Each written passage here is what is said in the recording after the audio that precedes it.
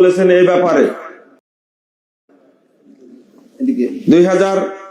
6882 নম্বর হাদিস রাসূল সাল্লাল্লাহু আলাইহি ওয়াসাল্লাম বলেছেন আবগাযুন নাস ইলাল্লাহি সালাসা, তিন শ্রেণীর মানুষের উপরে আল্লাহ অভিশাপ বর্ষণ করেন। তিন শ্রেণীর মানুষ আল্লাহর কাছে খুব নিকৃষ্ট, খুব জঘন্য, খুবই নোংরা তারা আল্লাহর কাছে। এক নম্বর হলো মুবতাগিন ফিল ইসলামে সুন্নাতাল জাহেলিয়া, যারা মুসলিম সমাজে জাহেলি যুগের নিয়ম নীতি চালু করে, জাহেলি যুগের আদর্শর বিস্তার ঘটায়, তারা আল্লাহর কাছে সবচেয়ে জঘন্য, সবচেয়ে খারাপ, সবচেয়ে নিকৃষ্ট। রাসূল সাল্লাল্লাহু আলাইহি ওয়াসাল্লাম উদাহরণটা হলো, প্রচারণা চালালে এক সময় উপকার হয়। পিস টিভি বন্ধ করলো কেন? বন্ধ করেছে না পিস টিভি? আবার চালু হয়েছে, তাই না? আবার দেখছেন তো, 10 বছর চালু রাখতে দেন, 10 বছর চালু রাখতে দেন, দেখি যে মাজার তৈরি করেছে সে নিজেই মাজার ভেঙে দিবে ইনশাআল্লাহ। ও বুঝবে।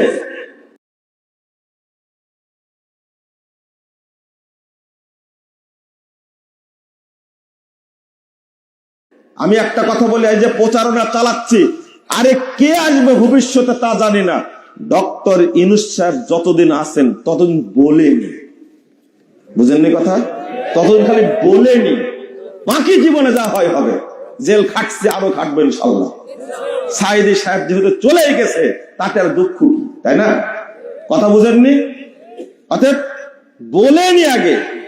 16টা বছর যাবত মা জেলখানায় বন্দী, তারেক রহমান হলো লন্ডনে, সেখান থেকে প্রচারণা চালায় দুনিয়াবি স্বার্থে জাতিকে ঐক্যবদ্ধ করতে পেরেছে।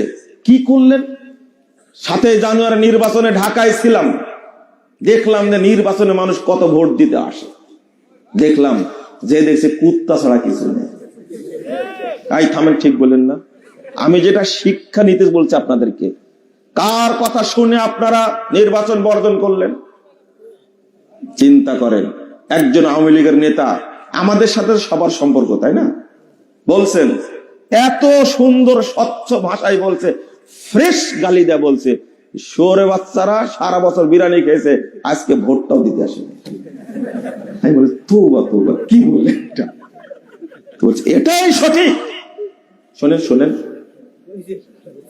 দুনিয়াবী উদ্দেশ্যে, রাজনৈতিক উদ্দেশ্যে যদি এত বড় ধাক্কা নিতে পারেন, এই বাংলাদেশে ইসলামের জন্য, দ্বীনের জন্য, জান্নাতের জন্য, জাহান্নাম থেকে মুক্তির জন্য, আল্লাহর সন্তুষ্টির জন্য, রাসূল সাল্লাল্লাহু আলাইহি ওয়াসাল্লাম অনুসরণের জন্য আপনারা কি করতে পারেন না?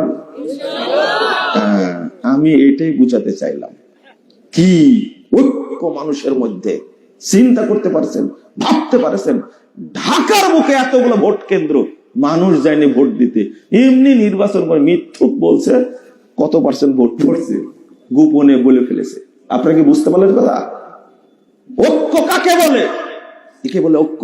তারপরে দ্বীনের স্বার্থে এগুলো ভাঙতে পারবেন না, একবার চুরমার করে দিতে হবে। স্বাধীনতা 3 বার এসে গোড়া পত্তন হয়েছে, 47-এ, 71-এ স্বাধীনতা হয়েছিল, হারিয়ে ফেলেছিলেন, 24-এ হয়েছে। আর একটা স্বাধীনতা আসবে, যে দেশের বাংলাদেশ মানুষের সেদিন স্বাধীনতা অর্জন করবে ইনশাআল্লাহ। আজও স্বাধীন না। স্বাধীন হলে ইন্ডিয়ার প্রধান বিচারপতি বাংলাদেশ সম্পর্কে মন্তব্য করতে পারে। আমরা কি স্বাধীন? যেদিন কেউ ভয় দেখাতে পারবে না সৌদি আরবের মতন, সেই দিন স্বাধীন হবে ইনশাআল্লাহ। কথা কি বুঝতে পারলেন? মোহাম্মদ বিন সালমান বাইডেনের ফোন ধরে না, এটা কি জানেন আপনারা? বাইডেন কে চিনেন? জো বাইডেনকে চিনেন? কে? সবচেয়ে বড় সন্ত্রাসী পৃথিবীর। এই বাইডেন সারা পৃথিবীকে ভয় দেখায়, কিন্তু মোহাম্মদ বিন সালমান সৌদি আরবের প্রিন্স বলে যে আমার টাইম নাই ফোন ধরায়। সেই তেল মারার জন্য 7 সমুদ্র 13 দিন পার হয়ে সৌদি আরবে এসে মোহাম্মদ বিন সালমানকে তেল মেরে গেছে। কি বুঝলেন? পুতিন আসে সৌদি আরবে কেন? সারা পৃথিবীর রাজনীতির মেরুকরণ যেটা হয় সেটা হলো সৌদি আরব। আমরা বাংলাদেশটাকে ওই রকম শক্তিশালী দেখতে চাই। আল্লাহ তুমি কবুল করো, বলেন আমিন। শোনেন, কষ্ট হয়, কষ্টের কারণেই বলছি, আমাদেরই আমাদেরই চেতনা যেটা, সেটা হলো মুসলিম চেতনা, তাই না? ইসলামী চেতনা না। আমরা দুর্ভাগ্য, আমি যেটা জাহিলিয়াতের কথা বলতে গেছিলাম, যেটাতে মানুষকে মুশরিক বানায়, কাফের বানায়, আপনি সেই মূর্তি পূজা করবেন কেন? কেন করবেন? একজন মেজর জেনারেল 2-3 বছর আগে আমাকে ফোন দিয়েছেন, ভ্রান্ত আকিদা বরং সঠিক আকিদা, এই বইয়ের লেখক কি আপনি? জি। আপনি লিখেছেন? যে আমি লিখেছি। তখন বলছেন, তাহলে আমরা কি মুসলমান না? আমি বললাম যে আপনি কি পড়ে বলছেন? বলছে হ্যাঁ, পড়েই বলছি। যদি আপনি মনে করেন তাহলে বুঝেই পড়েছেন আপনি। উনি বলছেন যে আপনি যেটা লেখছেন তাতে তো মনে হচ্ছে আমরা মুসলমানই না। আমি বললাম যে ঠিকই বলেছেন। তাহলে প্রতিনিয়ত শিখা অনির্বাণ, শিখা চিরন্তন, শহীদ বেদিতে, তারপরে স্মৃতিসৌধে, শহীদ মিনারে, সব জায়গায় শ্রদ্ধা করার জন্য, সামনে দাঁড়ানোর জন্য যেতে হয়। তাহলে ইমানই যেহেতু থাকে না, তাহলে আপনি যেভাবে লেখছেন, আপনাকে কেউ গ্রেফতার করেনি? আচ্ছা, করেছে তো, জেল তো খাটছি। এই জন্যই খাটছেন আপনি। দেখেন, ওনার মাথায় ঢুকেছে ওই শীতের মধ্যে আমার শরীর ঘেমে গেছে, তাহলে তার উপরে ইসলামের বিশ্বাস আছে না? তার প্রতি ইসলামের বিশ্বাস আছে না? অবশ্যই আছে ইসলামের বিশ্বাস তার মধ্যে। তার জন্যই তো ফোনটা আমাকে দিয়েছে। তো আজকে যদি এই বিষয়টা সারা দেশের মানুষকে বুঝাতে পারি, তাহলে পজিটিভ হয় না? রাসূল সাল্লাল্লাহু আলাইহি ওয়াসাল্লাম বলেছেন, 1281 নম্বর হাদিস, সহিহ মুসলিম, আলা কুল্লু শাইইন মিন আমরিল জাহিলিয়া তাহতা কদামা ইউবাদু। সাহাবীরা শুনে রাখো, জাহিলি যুগের যত নিয়ম কানুন, কৃষ্টি, কালচার, বিধান যা ছিল, সবগুলোকে আমি 2 পায়ের নিচে কবর দিয়ে গেলাম। এই জাহিলিয়াতকে এখান থেকে বের করো না। রাসূল সাল্লাল্লাহু আলাইহি ওয়াসাল্লাম বলেছেন, আউয়ালু মা আদাউ রিবানা রিবাব আব্বাস ইবনে আব্দুল মুত্তালিব, প্রথম কবর দিলাম আমি আব্দুল মুত্তালিবের সুদকে। এই সুদ তোমরা বের করো না। বাংলাদেশের প্রত্যেকটি মুসলিম এখন সুদ খাচ্ছে, 2-1টা মাগে থাকতে পারে। প্রতিটি মুসলিম সুদ খায়, নাউযুবিল্লাহ, আস্তাগফিরুল্লাহ। অথচ এই সুদকে রাসূল সাল্লাল্লাহু আলাইহি ওয়াসাল্লাম পায়ের নিচে কবর দিয়ে গেছেন। কেন আপনি সুদ বের করলেন? কেন আপনি ঘুষের কথা বলবেন? জাহিলিয়াতের সাথে কে জড়িত না? হারামের সাথে কে জড়িত না? একজন ব্যক্তি আজকে পাসপোর্ট অফিসে চাকরি করছে, যারাই চাকরি করে পাসপোর্ট অফিসে, দেখবেন ঘুষ ছাড়া তাদের পেটে কিছুই ঢোকে না। ভূমি অফিসে চাকরি করে যারা, এত ভদ্র, মুখে দাঁড়িয়ে আছে, মাথায় টুপি আছে, গায়ে পাঞ্জাবি আছে, দেখতে চেহারা এত সুন্দর, ও বসে বসে কলমের খোঁচায় ঘুষ খায়। বিদ্যুৎ অফিসে যারা চাকরি করে, কাস্টমসে যারা চাকরি করে, গত 3 দিন আগে রিপোর্ট বের হয়েছে, বাংলাদেশে সবচেয়ে দুর্নীতি হয় বিদ্যুৎ সেক্টরে। চাকরি কারা করে? এরা মুসলমান না? ওরা ভয় করে না কি পরিমাণ হারাম তারা খায়। নাউযুবিল্লাহ, আস্তাগফিরুল্লাহ, আস্তাগফিরুল্লাহ। যারা ডাক্তার আছে, তাদেরকে আপনি ডাক্তার বলবেন কি করে? অধিকাংশ ডাক্তার হলো কসাই, অধিকাংশ ডাক্তার হলো ডাকাত। যারা ইঞ্জিনিয়ার আছে, বাংলাদেশে যারা ইঞ্জিনিয়ার আছে, যদি ভালো ইঞ্জিনিয়ার হতে এরা, তাহলে কোশ্চিন কালেও 3 বছরের রাস্তা 3 মাসে ধ্বংস হয়ে যেত না। শুধু একটা পদ্মা সেতুতে খরচ হওয়ার কথা মাত্র 10 থেকে 15,000 কোটি টাকা, সেখানে পদ্মা সেতুতে খরচ হয়েছে 50,000 কোটি। কোথায় রাখলো রে ভাই? এত টাকা কোথায় রাখলো? বুঝেননি কথা আপনারা? দুর্নীতি কি গরু ছাগলে করেছে? কারা করেছে? মানুষ করেনি? তওবা তওবা, আস্তাগফিরুল্লাহ। 1 জানুয়ারি বাংলাদেশ থেকে মাত্র এত কোটি টাকা চুরি করেছে। লন্ডনে তার বাড়ি আছে মাত্র 620টা। ওর লাগে কয়টা? ওর লাগে কয়টা? ও বাংলাদেশের সন্তান না? এরা কেউ বাংলাদেশের সন্তান না, সবগুলো কুসন্তানেরা। কেন? একটা মরিচের দাম 4 টাকা, আলুর কেজি 400 টাকা, মরিচের কেজি 1200 টাকা। বাংলাদেশের মানুষ খেতে পায় না। আর এই অমানুষ, এই জানোয়ার বাংলাদেশ থেকে চুরি করে দেশের বাহিরে 620টা বাড়ি করেছে। চিন্তা করতে পারছি? একজন নিয়ে গেছে, একজন। তুমি নিয়ে যাও, কিয়ামতের মাঠে তোমাকে ধরবো। যদি বাংলাদেশ সরকার ধরতে না পারে, আল্লাহর ধরা থেকে তুমি কখনো মুক্তি পাবে না। এদেশে প্রতি মাসে ৯৭,০০০ কোটি টাকা পাচার হয়েছে, ৯৭,০০০ কোটি টাকা। এটা কি জাহেলিয়াত না? এদেরকে কে শিক্ষিত বলেছে? যারা এদেরকে শিক্ষিত বলে তারাই হলো মূর্খ। আল্লাহ নবী সাল্লাল্লাহু আলাইহি ওয়াসাল্লাম বলেছেন, শুনে রাখো, ইন্নাল্লাহা ইউবগিযু কুল্লা আলিমিন বিদ-দুনিয়া ওয়া জাহিলিন বিল আখিরাহ। আল জামিউস সগীর 1879 নম্বর হাদিস। রাসূল সাল্লাল্লাহু আলাইহি ওয়াসাল্লাম বলেছেন, যারা দুনিয়াবি জ্ঞান সম্পর্কে প্রাজ্ঞ, অভিজ্ঞ, পণ্ডিত, দিন সম্পর্কে অজ্ঞ, পরকাল সম্পর্কে জাহেল, এরকম প্রত্যেক ব্যক্তির উপরে আল্লাহ গজব নাজিল করেন, আল্লাহ অভিশাপ নাজিল করেন। বলেন নাউযুবিল্লাহ। এই জন্যই তো অভিশপ্ত তারা। না হলে এই দেশের সন্তান হয়ে এই দেশের দরিদ্ররা খেতে পায় না, তারা ভাত খেতে পায় না। কত মানুষ ত্রাহি ত্রাহি অবস্থা, তাদের একটুকু অন্তর কাঁপে না। আমাদের দেশের মানুষ, আমাদেরই পাশের ভাই বোন, আমাদেরই গ্রামের মানুষ, আমাদেরই আত্মীয়স্বজন খেয়ে পারে না, তারা টাকা চুরি করে। এই ঘুষের নিয়ম, এইটা হলো আরবিয়ান জাহেলিয়া, ইসলাম আসার আগের জাহেলিয়া। এটা কি জায়েজ? নাউযুবিল্লাহ, আস্তাগফিরুল্লাহ। কিভাবে বলছেন? শুনে রাখো তুমি, যারা এই দেশ থেকে সম্পদ চুরি করেছে, আল্লাহ নবী সাল্লাল্লাহু আলাইহি ওয়াসাল্লামের হাদিসটা শুনলে আপনি হতবাক হবেন। মুহাম্মদ রাসূলুল্লাহ সাল্লাল্লাহু আলাইহি ওয়াসাল্লামের হাদিসটা বলার আগে কোরআন আয়াতটা বলি। 181 নম্বর আয়াত, 61 নম্বর আয়াত, 161 নম্বর আয়াত সূরা আল ইমরান। আল্লাহ বলেন, ওমাই ইয়াগলুল, যে যা আত্মসাৎ করবে, ইয়াতি বিমা গাল্লা ইয়াউমাল কিয়ামা, যে যা আত্মসাৎ করবে কিয়ামতের মাঠে সেটা বহন করে হাজির হবে। একটা বিশ্ববিদ্যালয়ের ভিসি হওয়ার পরে কত কোটি টাকায় আত্মসাৎ করেছে। একজন মন্ত্রী কত হাজার কোটি টাকা আত্মসাৎ করেছে। শুধু মন্ত্রী না, একজন বক্তা বাংলাদেশের মানুষের কাছ থেকে কত টাকা আত্মসাৎ করেছে, এটা দেখেন। আপনি বললেন যে কি বললেন এটা? জি, শুধু এমপি, মন্ত্রী, মেম্বার দুর্নীতি আপনি করেন না? তোমার কয় টাকা লাগে? 3 লাখ টাকা তোমার ভিজিট কেন? হ্যাঁ, তোমার কয় টাকা লাগে? আর যা বলে সব মিথ্যা কথা বলে। কি বলে? নিয়ে আসেন তাকে, আমি ঘাটে ঘাটে প্রমাণ করে দেবো সব মিথ্যা কথা বলে। একটা হাদিস অনুবাদ করতে পারে না, কোরআন আয়াত অনুবাদ করতে পারে না, শুধু মিথ্যা ঘটনা বলে, মানুষের মুখরোচক কথা বলে মানুষকে পথভ্রষ্ট করে। আর তাকে আপনাদের 3 লাখ টাকা লাগে। কয় লাখ টাকা? তার 3টা প্রোগ্রাম করে, তাহলে কয় লাখ হলো? 9 লাখ। ও দুর্নীতিবাজ না? এমপি দুর্নীতিবাজ? কোন এমপি একদিনে 3 লাখ টাকা, 9 লাখ টাকা ইনকাম করতে পারে না? জিজ্ঞেস করেন। ও যদি পারে এমপি 9 লাখ টাকা ইনকাম করতে, দিনে যদি পারে, এমপি থাকবে না, ও নিজে প্রধানমন্ত্রী বলছে না? কি বেহায়ার মতো বলছে, আমার অফিসের পিয়ন 400 কোটি টাকা পাবে। বলেনি? আস্তাগফিরুল্লাহ, আস্তাগফিরুল্লাহ।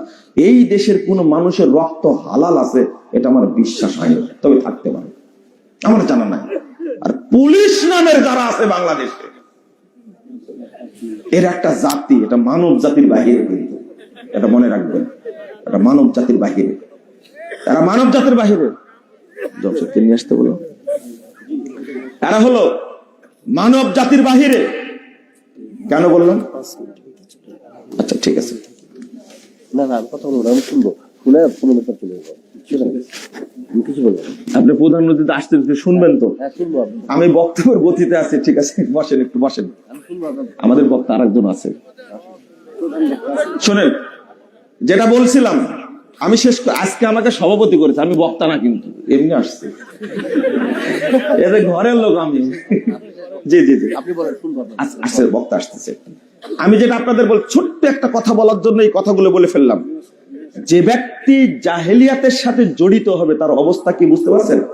হাদিসের শেষটা বলতে পারে, ফাত্তাকুন নিসা ওয়াত্তাকুদ দুনিয়া। আল্লাহ রাসূলের পরের বাক্যটা বলছেন, তোমরা মহিলাদের থেকে সাবধান থেকো, দুনিয়া থেকে সাবধান থাকো। আজকে সবচেয়ে ফিতনার মধ্যে ফেলেছে আমাদের কারা? মহিলারা, তাই না? কারা ফিতনার মধ্যে ফেলেছে? মহিলারা ফেলেনি? নাউযুবিল্লাহ, আস্তাগফিরুল্লাহ। আমি আপনাকে নিয়ে যাচ্ছি ওই জায়গাতে। এই হাদিসটা অনুবাদ করলে খুব ভালো হতো। সহিহ মুসলিমের হাদিস 115, 116 নম্বর হাদিস। রাসূল সাল্লাল্লাহু আলাইহি ওয়াসাল্লাম খাইবারের যুদ্ধের জন্য দেখছেন বিভিন্ন ব্যক্তি কি শহীদ হয়েছেন। সাহাবীরা বলছেন ফুলানুর শহীদ, ফুলানুর শহীদ, ফুলানুর শহীদ, অমুক শহীদ, অমুক শহীদ, অমুক শহীদ। কিন্তু আল্লাহ রাসূল ধমক দিয়ে বলছেন কাল্লা। যখনই এক ব্যক্তি সম্পর্ক করেছে এও শহীদ, আল্লাহ রাসূল বলছেন কাল্লা, অসম্ভব, ইন্নী রাআইতুহু ফিন্নার, আমি তাকে জাহান্নামে পুড়তে দেখছি, জাহান্নামে জ্বলতে দেখছি। বিবুরদাতিন গাল্লাহা, সে একটা ছোট্ট চাদর আত্মসাৎ করেছিল, সেটার কারণে তাকে জাহান্নামে পোড়ানো হচ্ছে। পরের হাদিসটাতে এসেছে আল্লাহ রাসূল বলছেন ওয়াল্লাযী নাফসু মুহাম্মাদিন বিয়াদিহি, ওই সত্তার কসম করে বলছি যার হাতে মুহাম্মাদের প্রাণ আছে, তার কসম করে বলছি ইন্না হাদিহি শামলা লাতালতাহু আলাইহি নারা, ওই ছোট্ট চাদরটা তাকে জাহান্নামে পুড়ায়া পুড়ায়া তাকে অঙ্গার করে দিচ্ছে। তখন কথা শুনে সাহাবীরা একটা ফিতা একটা সুতা নিয়ে এসে জমা দিচ্ছেন, এইভাবে দিচ্ছেন। আল্লাহ রাসূল আকাস্তু মিনাল গনাইম ক্বাবলা মাকসামিন, আমি এটা নিয়েছিলাম বন্টনের আগে, আল্লাহ রাসূল দিয়ে গেলাম। একটা চাদরের কারণে যদি হয়, আমি ফিতাটা দিয়ে গেলাম, সুতাটা দিয়ে গেলাম। আল্লাহ রাসূল ধরে বলছেন শিরাকুম মিনান নার ওয়া শিরাকানা মিনান নার, একটা ফিতাও যদি তোমার কাছে থাকতো এটাই জাহান্নামে নিয়ে যেত, দুইটা ফিতাও যদি থাকতো তবুও জাহান্নামে নিয়ে যেত। যদি এই হাদিসটা বাংলার মানুষকে বোঝানো যায়, বাংলাদেশে দুর্নীতি থাকবে না। একটা সুতা রে ভাই, একটা সুতা দেখে বলছেন আল্লাহ রাসূল, সহিহ মুসলিমের হাদিস, কেউ বাঁচতে পারবে না। আর আমার মাধ্যমে আপনার মাধ্যমে কি পরিমাণ দুর্নীতি হচ্ছে বাংলাদেশে কল্পনা করতে পারবেন না। রাসূল সাল্লাল্লাহু আলাইহি ওয়াসাল্লাম বলছেন যারা জেনায় লিপ্ত থাকে তাদের ঈমান থাকে না, যারা মিথ্যা কথা বলে তাদের ঈমান থাকে না, যারা চুরি করে তাদের ঈমান থাকে না। হাদিসটা পাবেন 6308 নম্বর হাদিস, সহিহ বুখারী। রাসূল সাল্লাল্লাহু আলাইহি ওয়াসাল্লাম জিনার কথা বলতে গিয়ে বলছেন এমন ভাবে, লা ইলাহা ইল্লাল্লাহ আস্তাগফিরুল্লাহ আস্তাগফিরুল্লাহ, আমি কিভাবে বলবো আপনাকে, ইজা জানাল আবদু খারাজা মিনহুল ঈমান ফাকানা ফাওকা যুল্লাহ ফাওকা রাসিকা যুল্লাহ, জিনা লিপ্ত হলে ঈমান চলে যায়, ঈমান সাথে সাথে কি চলে যায়, দৌড় দিয়ে চলে যায়। আল্লাহ রাসূল বলছেন তো আপনি যে জিনায় লিপ্ত, আপনার যে ঈমান নাই, সেটা একবারও আপনি খেয়াল করেননি। আল্লাহ রাসূল বলছেন কুতিবা আলা ইবনে আদম নাসিবু মিনাজ জিনা মুদরিকুন যালিকা মুহালা মাহালা, জিনা করবে আদম সন্তান।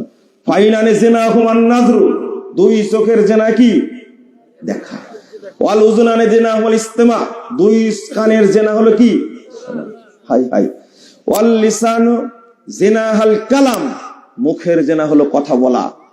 আল্লাহ রাসূল বলছেন ওয়াল ইয়াদু জিনাহাল বাতশ, হাতের জিনা হলো স্পর্শ করা, ওয়ার রিজলু জিনাহাল খুতা, আর পায়ের জিনা হলো হেঁটে যাওয়া। আপনি ফোনে কথা বলেন একটা মেয়ের সাথে, কোথায় যাবে? পার্কে যাবে, কথা বলার সাথে সাথে আপনার কানের জেনাও হয়েছে, মুখের জেনাও হয়েছে। বলেন তো ঈমান আছে কিনা? নাই, নাই, আপনার ঈমান নাই, আপনার ঈমান নাই। গেলেন, দেখা হলো মেয়েটার সাথে, আপনিও সেজে গুজে গেছেন, মেয়েটাও সেজে গুজে আসছে। যারা গার্লফ্রেন্ড বয়ফ্রেন্ড লিভ টুগেদার করে, এরা মানুষের কাতারেই পড়ে না। সামনে আসছে 31st নাইট, এখানে যে কত মেয়ে ধর্ষিতা হবে, ধর্ষিতা কি নষ্ট হবে। আস্তাগফিরুল্লাহ আস্তাগফিরুল্লাহ। আপনি কি মনে করছেন যে ঈমান আছে? একটা মেয়ে এতটাই বেহুদ্দা, এতটাই নির্লজ্জা, মাথা খোলা, তার তো বুরকাও নাই, ওড়নাও নাই, জামাও নাই, কেবল একটা ফতুয়া পরে আছে। বলেন তো এর লজ্জা আছে? কত বড় নির্লজ্জ। রাসূল সাল্লাল্লাহু আলাইহি ওয়াসাল্লাম বলছেন আল হায়া ওয়াল ঈমানু কুরিনা জামিয়া, লজ্জা এবং ঈমান দুইটা পাশাপাশি থাকে। এদা রুফিয়া আহাদুহুমা রুফিয়াল আখার, একটা উঠে গেলে আরেকটা উঠে যায়। যার লজ্জা নাই তার মধ্যে কি নাই? ঈমান নাই। যার লজ্জা নাই তার মধ্যে কি নাই? ঈমান নাই। নাউযুবিল্লাহ আস্তাগফিরুল্লাহ। আপনাকে যেটা বুঝাতে চাচ্ছি আরেকটা শুনে রাখেন।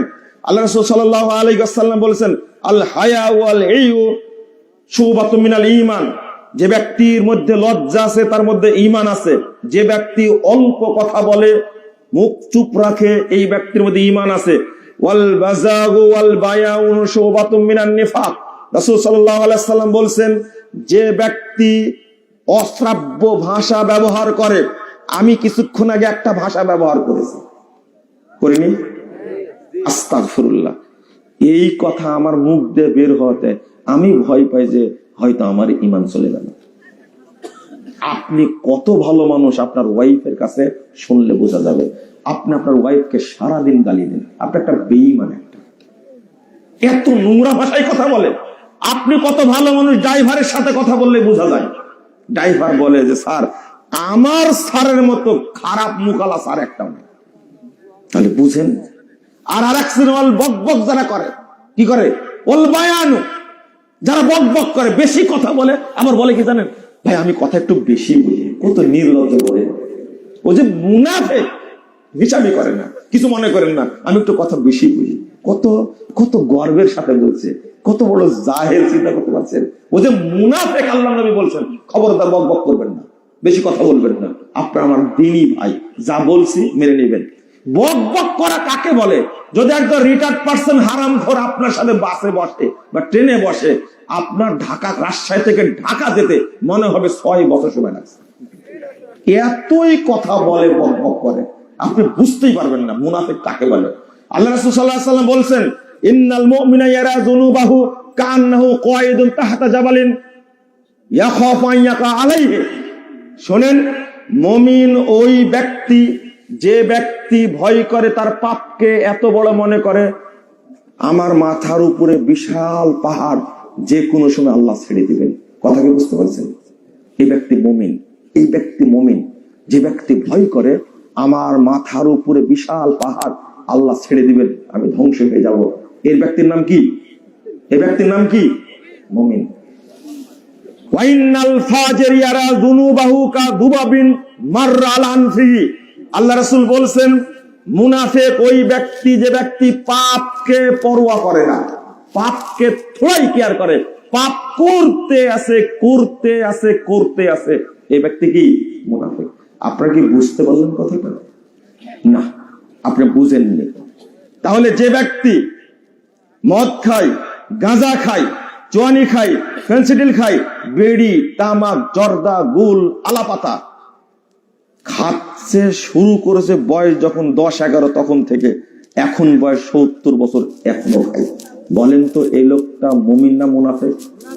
আরে আব্দুল্লাহ বিন উবাইসে বাক্কা মুনাফিক, অরিজিনাল কাঁচা টাটকা মুনাফিক।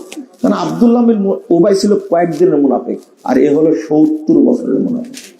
বুঝেন না মনে আমার কথা? হজ করে আসার পরেও সুদ খাচ্ছে, তাই না? হজ করে আসার পরেও প্রতি বছর বাংলাদেশ থেকে প্রায় 1,27,000, 30,000, 1 লাখ লোক হজে যায়।